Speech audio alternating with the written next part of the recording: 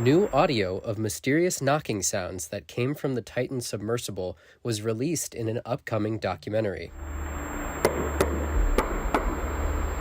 Sonar picked up these banging sounds during last summer's search for the missing submersible with 5 people on board.